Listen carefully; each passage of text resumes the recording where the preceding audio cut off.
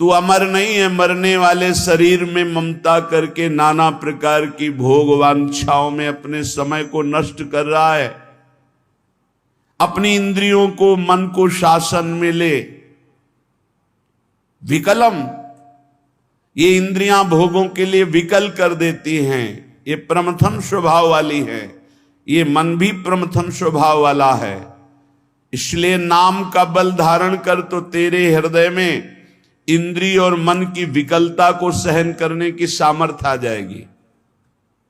पकड़ो, जो आप सहन नहीं कर पाते हैं नाना प्रकार की विकार वृत्तियों को, जानते हैं नहीं करना चाहिए फिर भी करते हैं। मन प्रमथन स्वभाव वाला, इंद्रियां प्रमथन स्वभाव वाली मथ कर आपको अपने अधीन कर लेती है। कब? जब नाम का स्मरण, नाम का रटन आप छोड़ देते हैं तब। नहीं तो युद्ध चलता है, परास्त नहीं कर सकती। नाम चल रहा है, वो प्रमथन स्वभाव वाली इंद्रिया और मन आपको घसीटेंगे, पर वो घसीट नहीं पाएंगे, क्योंकि महाबलशाली नाम। श्री हरिवंश नाम बल लहो, अपने मन भाई सब कहो, रहो शरण हरिवंश की। हरिवंश भरोसे भय निडर नित गर्जत हरिवंश बल। जब नाम और आचार्य गुरु चरणों का बल, तो ये प्रमथन स्वभाव वाली इंद्रियां विकल नहीं कर पाती। और जब नाम का बल छूटता है, अहम जागृत होता है, तो इतनी विकलता होती है कि साधक परमार्थ से भ्रष्ट हो जाता है। इसीलिए कारे मूढ़ा, क्यों मूढ़ता धारण कर रहे हो? इस दिव्य मानव जीवन को अपवित्र कर रहे हो, पापाचरण एकत्रित कर रहे हो।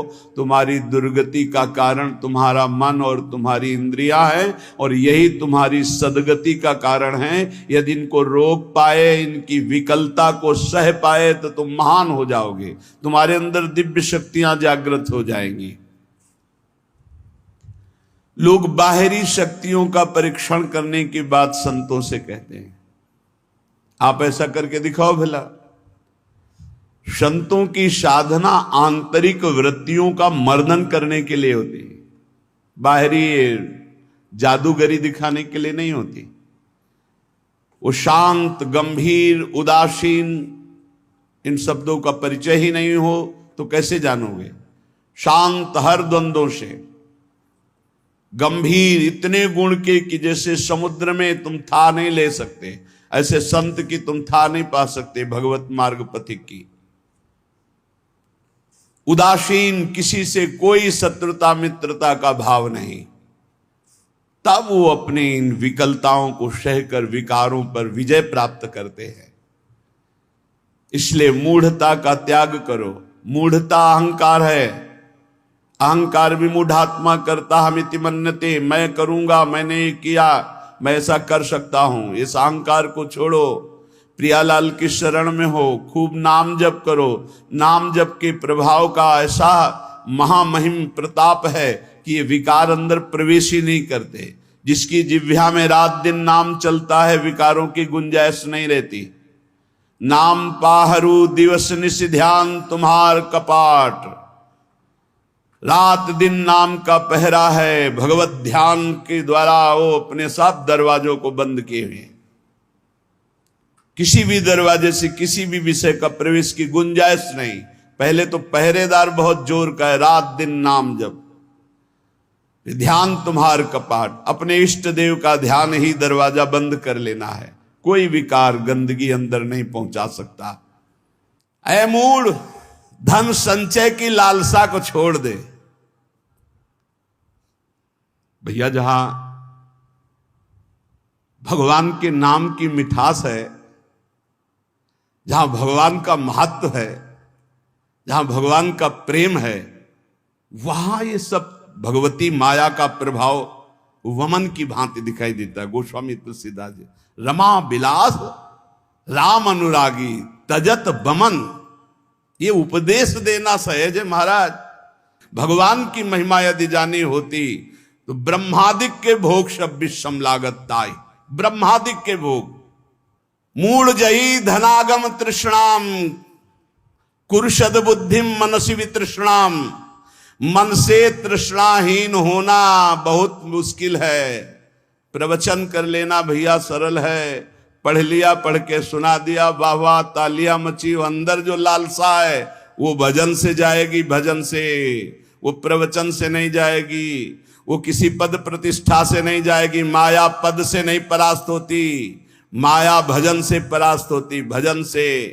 आद्य गुरु भगवान शंकराचार्य जी स्वयं कह रहे हैं, हे हरि यद्यपि हम में आप में भेद नहीं परम सत्य है, पर ऐसे अभेद है जैसे समुद्र और तरंग।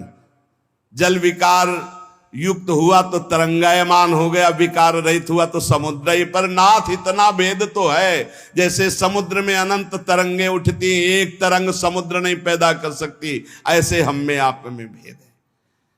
जब हरि की महिमा को हम जान गए, हरि में प्रीति हो गई, तो स्वाप्निक जगत के भोगों का महत्व कैसे रह सकता है। ज्ञानी वही, भक्त वही जिसके जगत के भोगों का महत्व न रह जाए। जगत के भोगों का महत्व, उमा कहूं मैं अनुभव अपना, सत हरि भजन जगत सब सपना। तो स्वप्ने के लड्डू किसको प्रिय लगते हैं। अब जग के रोए कि हमारे लड्डू चले गए, बोले कौन, बोले अभी स्वप्न में थे। तो या तो बालक है या तो मूर्ख है। तो जगत है क्या, स्वप्न के लड्डू हैं, इसे कोई काटे। स्वप्न के लड्डू हैं। भगवान शिव कह रहे हैं, उमा कहूं मैं अनुभव अपना, सत हरि भजन जगत सब सपना। जब जान लिया कि सबसे कीमती वस्तु क्या है, राम कृष्ण हरि, राधा राधा राधा, कमाओ एकांत गंगा किनारे बैठ करके, चाहे प्रणव जपो, चाहे राम जपो, चाहे हरि जपो, चाहे राधा जपो, यमुना किनारे बैठ के या जहां अपने परम पावन स्थान में बैठकर नाम जप कर, इससे बड़ी कमाई क्या हो सकती है। परम धन राधा नाम आधार, इससे बड़ी कमाई क्या। और ये देने वाले गुरुदेव हैं, तो गुरुदेव से बड़ा कौन हो गया त्रिभुवन में। ब्रह्मा भी नहीं बड़े हैं। गुरुर ब्रह्मा गुरुर विष्णु गुरुदेव महेश्वरा, गुरु साक्षात परब्रह्म तस्मै श्री गुरुवे नमः। क्यों? क्योंकि उन्होंने इतनी कीमती चीज हमें दे दी। नाम सुकृत धन अपनी जीवन अतिहित मान देत वरदान। नहीं महत्व है नाम में, नहीं हरि चरणों में महत्व है। 1000-2000 रुपया के लिए घंटा 2 घंटा भगवान का विस्मरण हो सकता है, देख लो। अगर कीमती वस्तु पहचान ली भगवान का नाम, तो एकादशी स्कंद में लिखा हुआ है, त्रिभुवन की राज्य लक्ष्मी देने पर, त्रिभुवन की राज्य आधे पल के लिए भी जो प्रभु का स्मरण ना छोड़े, वो भगवान का महान लाडला भक्त कहा जाता है। या छोटी मोटी वस्तु क्या। अरे आप सोचो, माया के एक इशारे से अनंत ब्रह्मांड रच गए। लोक के लोक रत्नों के महलों से बने हुए हैं, रत्नों के महलों से। आप क्या समझते हो, ऊपर जो लोक हैं दिव्यताओं की भरमार है, एक से एक दिव्यता। मतलब पूरी मृत्यु लोक बिक जाए, ऐसे ऐसे एक एक विमान हैं। जिन विमानों पर बड़े बड़े पुण्यात्मा चलते हैं, ऐसे लोक के लोक बिक जाएं, ऐसे विमान हैं। वहां के रत्न ऐसे, रत्नों से ऐसे श्रृंगारित विमान, ऐसी सुंदरियां। और वो भी एक स्वप्न है, मरने के बाद फिर वही। और सबसे महान हरि के धाम जाना है, हरि के भक्त। इससे बढ़कर जिसको हरि की पहचान हो जाती है, जिसको हरि का महत्व हो जाता है, तो सुरपति नरपति लोकपति जिनके भाव है घास, घास तिनका, भगवान के दासत्व के आगे भक्त को एकमात्र भगवान में ही प्रियता और महत्ता होती है। एकमात्र भगवान। त्रिभुवन पति हिरण्यकश्यप है, न प्रियता है, न महत्व है, न भय है। 5 वर्ष का बालक प्रहलाद। धन संचय की लालसा छोड़ दो, सद्बुद्धि को धारण करो, मन से तृष्णाहीन हो जाओ। प्रारब्धानुसार जो कुछ तुम्हें वित्त मिले उसी से संतोष करो। प्रारब्धानुसार भगवान जो तुम्हें दे आकाश वृत्ति से, या गृहस्थ में हो तो धर्म से कर्तव्य परायण हो करके चित्त को प्रसन्न रखो और सदैव आनंद में भगवान के भजन में डूबे रहो। ये मूढ़ता छोड़ो। अर्थम अनर्थम भावे नित्यम नास्ति ततः सुख लेशः सत्यम पुत्रादपि धन भाजाम भीति सर्वत्रैसा विहिता नीति भज गोविंदम गोविंदम भज मूढ़ मते। ये अर्थमान अनर्थ है, सचमुच इसमें सुख का लेश भी नहीं है। जहां यह अर्थ आता है भारी दोष पैदा होना शुरू हो जाते हैं। यह नीति है, धनवान सदैव भयभीत रहता है, चिंता युक्त रहता है, भोगी होता है।